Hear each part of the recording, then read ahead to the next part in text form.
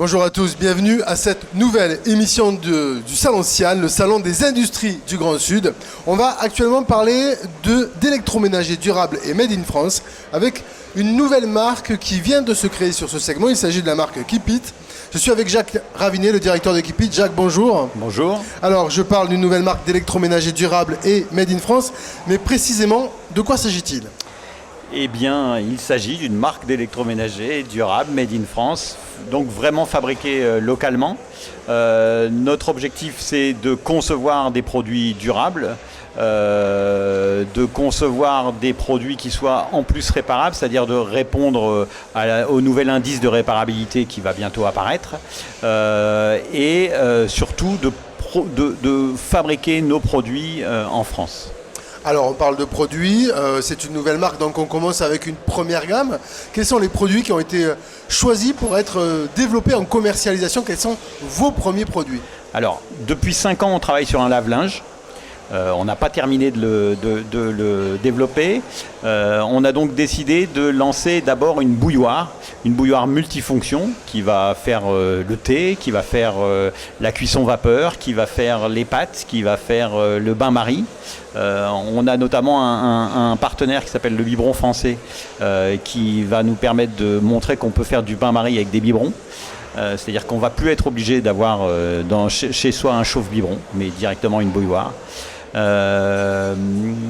Ensuite, je ne sais plus ce que je veux dire. Ensuite, on va sans doute avoir peut-être cette nouvelle machine à laver qui va arriver. Donc ensuite, la nouvelle machine à laver, oui. Alors, la machine à laver, on en est à la maquette fonctionnelle. C'est-à-dire qu'on sait exactement comment on veut la faire, avec quel type de pièces on veut les faire, quelles sont les évolutions qu'on a pu mettre en place. Ça n'est pour l'instant qu'une maquette fonctionnelle, ça n'est pas un prototype. On va attendre d'avoir commercialisé la première bouilloire pour relancer ce développement du lave-linge. Alors, on parle de cette bouilloire, justement, en quoi elle est durable ? Quelles sont ses particularités ? Alors, d'abord, elle est durable de par la matière utilisée. C'est-à-dire qu'on fait une bouilloire qui va être en inox ou quasiment en inox à 100%. Il y a quelques pièces plastiques, mais ce sont des pièces plastiques qui vont durer, puisqu'on va choisir des plastiques qui sont très, très, très solides. Ensuite, c'est une bouilloire qu'on a conçue de telle façon à ce qu'elle soit réparable. C'est-à-dire qu'elle va être facilement démontable. Et à chaque fois, on va pouvoir changer les pièces si on a besoin de changer une pièce parce que par hasard, dans 10 ans, elle serait cassée. Dans 10 ans, parce que c'est quand même une bouilloire durable.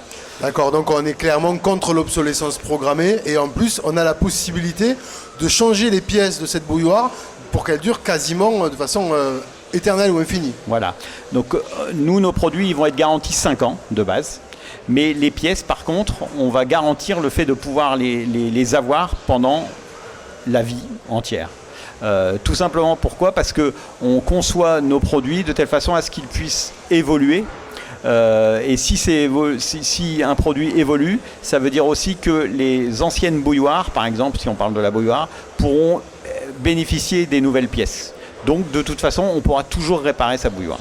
Alors l'autre particularité de Keepit, c'est que pour faire évoluer ces nouvelles pièces, vous allez vous appuyer sur une communauté d'utilisateurs. Et vous les appelez comment d'ailleurs ? Les Keepers. Les Keepers. Voilà. Quels vont être leurs rôles finalement ? Alors, nos produits sont des produits open source.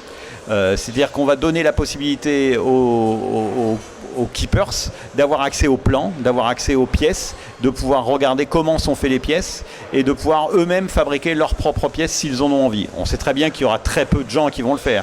Par contre, on sait qu'il y a certaines possibilités avec cette bouilloire qui pourraient être fournies en option. Je vous donne un simple exemple. Notre bouilloire, elle ne va pas faire cafetière de base. Mais on sait très bien qu'on a la possibilité de faire une cafetière pression. Vous savez, les cafetières où on appuie.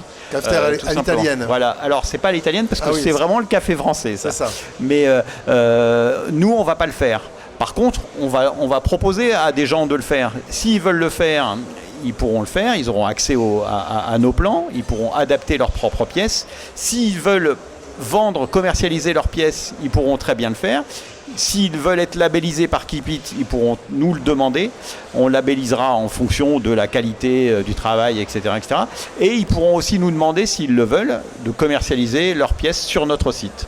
Alors, Jacques, une bouilloire made in France, il se trouve que par hasard, moi, il y a 3 mois, j'en ai cherché une et j'en ai pas trouvé.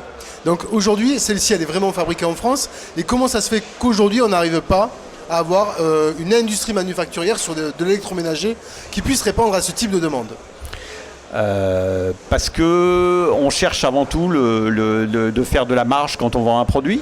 Nous, on sait qu'on va vendre des produits un peu plus chers, mais on va vendre des produits durables, donc on sait qu'on va pouvoir vendre des produits. On est absolument convaincu qu'on a des acheteurs qui sont déjà prêts à acheter nos produits. Si les industriels ont décidé aujourd'hui de ne pas vendre des bouilloires made in France, c'est parce qu'ils veulent faire plus de marge, c'est tout. C'est uniquement pour ça? Oui, tout simplement. Parce que après, quand on a commencé ce projet, donc il y a 5 ans, on nous a dit pour certaines pièces, jamais vous les trouverez en France, jamais vous n'aurez... Ça n'est pas vrai. On a trouvé des fournisseurs, on a trouvé des partenaires. Il faut juste chercher un peu plus et participer à ce genre de salon pour découvrir, pour rencontrer des gens. Alors justement, nous sommes aujourd'hui dans le cadre du Salon des Industries du Grand Sud. Est-ce que ça a été l'occasion pour vous d'identifier de nouveaux partenaires? Oui, très clairement. Alors, on a déjà quasiment tous nos partenaires, puisqu'on va commercialiser bientôt notre bouilloire. Il n'empêche que quand on a été rencontrer les gens qui font de l'inox, les gens qui font du plastique, et j'avais pas assez de cartes de visite. J'ai donné toutes mes cartes de visite que à des gens qui étaient positifs et que à des gens qui étaient capables de répondre à nos demandes. Ça veut dire qu'il y a aussi une évolution des mentalités par rapport à cette demande d'électroménager durable? Ah oui, moi j'ai participé à un SIAN, donc participé en tant que visiteur à un SIAN il y a la première fois il y a 5 ans, il y a sûrement plus avant, mais c'est la première fois où j'allais rencontrer des gens dans les stands. On nous dit clairement, votre projet n'est pas viable. Là, sur les 30 stands qu'on a rencontrés, il n'y en a aucun qui a été négatif, aucun. Les gens attendent ce type d'action.